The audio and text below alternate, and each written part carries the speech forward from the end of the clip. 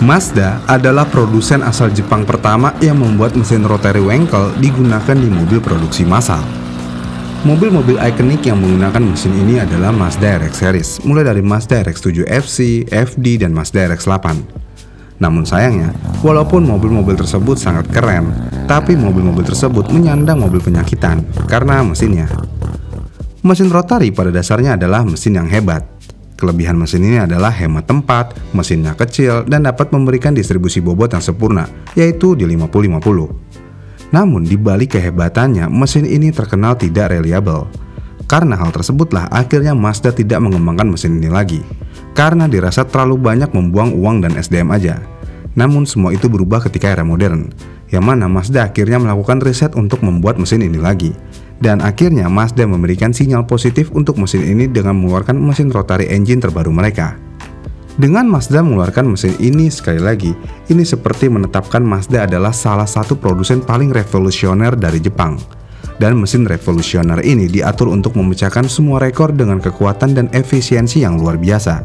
Dengan desain terobosan yang ada, mesin rotary yang unik dari Mazda ini dipercaya akan mengubah cara kita berpikir tentang mesin rotary. Pertanyaannya, apa yang membuat mesin revolusioner ini begitu istimewa dan bagaimana cara kerjanya?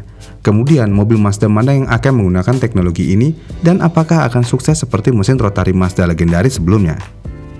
Dengan pertanyaan yang numpuk di isi kepala, maka dari itu, di video ini kita akan membahas semua tentang mesin revolusioner ini. Selama 50 tahun terakhir, Mazda telah memproduksi lebih dari 2 juta mesin rotary Wankel. Selain itu, Mazda juga terus menghidupkan kembali ide mesin ini bahkan setelah industri otomotif menyatakan sudah mati. Yang mana Mazda akhirnya mendevelop mesin rotary yang baru dan dipasangkan di Mazda MX-30 REV. Mazda MX-30 REV adalah SUV crossover yang menggunakan tenaga listrik baterai. Namun, mobil ini tetap menggunakan mesin, yaitu mesin rotary. Dan mesin rotary dalam MX-30 REV berperan sebagai pembangkit listrik dalam desain hybrid plug-in seri ini, dan bukan sebagai penggerak langsung roda seperti kebanyakan kendaraan hybrid. Meskipun masa depan mesin rotary sebagai mesin pembakaran internal mandiri mungkin masih terbatas, tapi Mazda mengklaim bahwa tujuan baru mesin rotary ini didasarkan pada pertimbangan teknis yang praktis, bukan sentimen. Kemudian, karakter mesin rotary yang baru ini adalah kesederhanaan. Kenapa kesederhanaan? Ya ini karena akan sangat mudah menggabungkan mesin rotary dengan komponen lain seperti baterai, generator, dan penyimpanan bahan bakar. Oleh karena itu, mesin ini disatukan dengan motor listrik, deselerator, dan generator menjadi satu unit yang lebarnya kurang dari 840 mm. Ditambah, mesin hybrid seri rotary ini sangat kecil. Dengan demikian, mesin tersebut dapat dipasang di kompartemen mesin MX-30 BEV yang merupakan model tunggal yang saat ini didasarkan pada desain kendaraan Mazda Skyactiv. Wakako Yufuji, dia adalah manajer program Mazda, mengatakan bahwa kecepatan mesin rotary yang tinggi adalah hal yang baik untuk digunakan dalam mobil sport. Tetapi kekompakan mesin ini juga ideal untuk digunakan sebagai pembangkit di sini, yang mana Mazda menggunakan ukuran ini sebagai keuntungan untuk mengoptimalkan keseluruhan paket. Meskipun produksi massal mesin rotary sudah dihentikan pada tahun 2012 dengan berakhirnya RX-8, namun Mazda terus melakukan penelitian dan pengembangan agar cahayanya tetap menyala. Dan MX-30 REV adalah hasil dari kerja tersebut. Namun, mesin rotary konvensional yang ada di Mazda RX diubah menjadi pembangkit. Kenapa konsepnya dirubah? Awalnya, para insinyur mempertimbangkan untuk menggunakan kecepatan konstan pada mesin rotary, karena mesin rotary beroperasi lebih mirip dengan pembangkit daripada penggerak langsung roda. Namun, setelah menguji versi prototipenya, para desainer membuat penyesuaian lebih, karena desain asli tidak dapat menghasilkan nuansa Mazda yang mereka harapkan. Maka dari itu, mesin ini dibuat seperti yang ada saat ini. Selain itu, karena mesin rotary juga berfungsi sebagai pembangkit, kecepatannya juga akan selalu bervariasi. Meskipun hal ini tidak dilakukan secara paksa untuk memberikan akselerasi yang cepat, namun variasi yang lebih halus akan memberikan keandalan yang lebih tinggi, yang mana kecepatan maksimum mesin ini adalah di 4.500 rpm dengan kecepatan rendah sekitar 2.000 rpm. Dan mesin rotary ini dapat menghasilkan tenaga maksimum sebesar 74 horsepower pada 4.500 rpm dan torsi sebesar 117 Nm pada 4.000 rpm. Dan mesin rotary ini juga dibantu oleh motor listrik yang dapat mengeluarkan daya sebesar 170 horsepower pada 9.000 rpm dan torsi sebesar 260 Nm pada 4.481 rpm.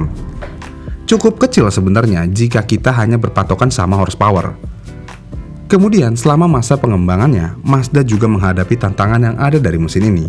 Ini juga diungkapkan oleh Yoshiaki Naguchi. Dia adalah seorang spesialis teknis di Mazda.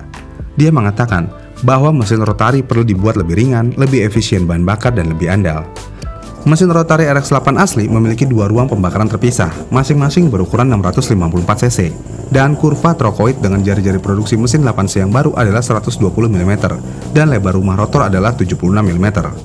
Kemudian, dua lubang samping berfungsi sebagai saluran masuk dan saluran buang udara. Dengan demikian, mesin MX-30 Rev akan lebih ringan sekitar 15 kg dibandingkan mesin Renaissance yang terbuat dari besi cor, karena menggunakan aluminium untuk komponen sisi rumahnya. Injeksi langsung juga memainkan peran penting dalam meningkatkan produktivitas. Dan jika ingin dibandingkan dengan mesin RX-8, berarti mesin RX-8 adalah mesin porting, dan mesin yang baru ini adalah mesin rotari injeksi langsung. Dan para insinyur Mazda juga telah lama mengidentifikasikan injeksi langsung sebagai kunci untuk meningkatkan efisiensi mesin rotari. Namun mereka tidak dapat menerapkannya pada mesin Venice yang ada. Kenapa demikian? Ya karena suhu pembakaran dalam mesin rotari selalu berubah, dan terkadang mesin rotari dapat mencapai kombinasi bahan bakar dan udara yang seragam, yang mana ini merupakan masalah. Dengan demikian, maka jawabannya adalah injeksi langsung, yang mana injeksi langsung dapat membantu meningkatkan efisiensi dan mengurangi emisi dengan mendistribusikan kombinasi udara bahan bakar secara lebih merata di dalam ruang pembakaran utama. Selain itu, bahan bakar benar-benar bisa menguap bahkan pada suhu yang lebih rendah saat diatomisasi saat injeksi. Dan untuk menghindari kemungkinan injeksi bahan bakar yang berlebihan dan mengurangi penggunaan bahan bakar, sistem recirculation gas buang juga ditambahkan ke mesin rotari yang baru ini. Dan sistem ini paling efisien pada kecepatan rendah dan beban ringan, di mana sistem ini dapat mengurangi kerugian pendinginan karena ruang pembakaran mesin rotari memiliki luas permukaan yang lebih tinggi dibandingkan dengan mesin berpenggerak reciprocating. Selain itu, penggunaan EGR berarti emisi nitrogen oksida bukanlah masalah utama bagi mesin rotari ini. Ini juga diperjelas oleh Naguchi, yang menurutnya mesin rotari secara alami memiliki emisi nitrogen oksida yang rendah karena suhu pembakarannya lebih rendah. Dan yang lebih penting adalah mesin rotari ini dapat mengurangi emisi karbon monoksida dan hidrokarbon. Jadi dengan kita melihat spesifikasinya aja, Mazda seakan-akan bilang bahwa mesin rotari ini adalah mesin masa depan yang sangat menjanjikan. Namun dengan teknologi yang mutakhir ini, apakah Mazda sudah menyiapkan mobil balap dengan mesin baru ini?